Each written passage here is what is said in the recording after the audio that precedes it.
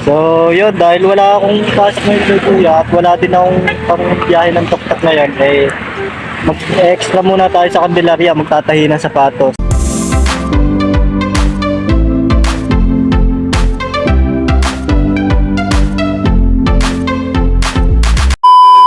Ang ginagawa ko rin naman yun dati no,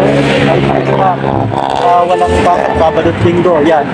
Pang dagdag baon din, tapos pang dagdag exercise. So, yun, tara. So, yun, mini vlog muna ngayon. At bago daw ako magsimula, ay pinabili muna ako ng upuan ni Kuya Chris para may maupuan ako kasi pandalawang tao lang yung upuan doon. Ay bali 3 kaming gagawa. Hindi nga pala ako makapag-set up ng video yan, gawa ng pagka nadyan ka na, dire-diretso ng pagtatahi, kain lang ang pahinga.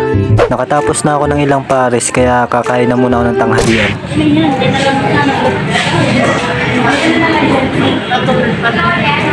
Yung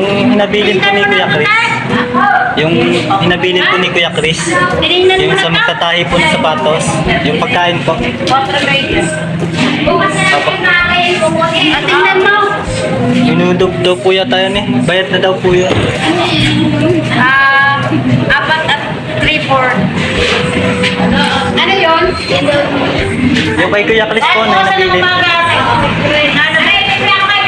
Yung kumain po kanina ay nabilin po yung Tatay ko niya. ako yung pag... Saka isa't kalating kanin daw po. Siguro sa susunod ko na lang bibidyohan yung pagtatahi dahil ako nahihiyado sa mga nakatambay doon, daming tao. Tapos yung mga tricycle driver pa yung iba doon. Titingin-tingin pagka nag-aawak ng cellphone. Tsaka ang hirap, wala mapaglagyan ng tripod. Yeah, rugby nga pala yung pinapakita ko sa daliri. Yeah, kasi pinandudukit ko sa rugby.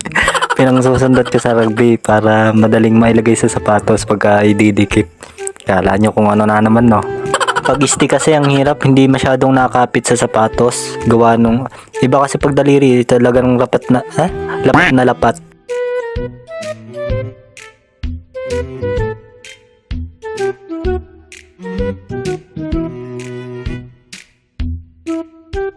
Dahil mga alay, hinawakan ko muna ang cellphone ko at nag-video ng konti para makita nyo yung tinatahi. Sobrang dami na rin nagpatahi kanina kahit malayo pa yung pasukan. Eh lalo na kaya kung tutukan na yung pasukan, eh di siguro gagabihin kami dyan o magte-take out na lang ng tatahin sa bahay. At ayun na nga, natapos na kami magtahi kaya nag-iimis na rin si Kuya Chris dyan at tinulungan ko na rin magwalis-walis kahit papaano. At dahil ang sakit na rin sa kamay, nambaguhan ako. Naka 7:45 din naman kahit papaano. So yun, tapos na ako ng extra ng pagtandahi, pauwi na rin ako. Nandito po ako sa Candelaria, tapos pa-uwi na ako ng Chao. So yun.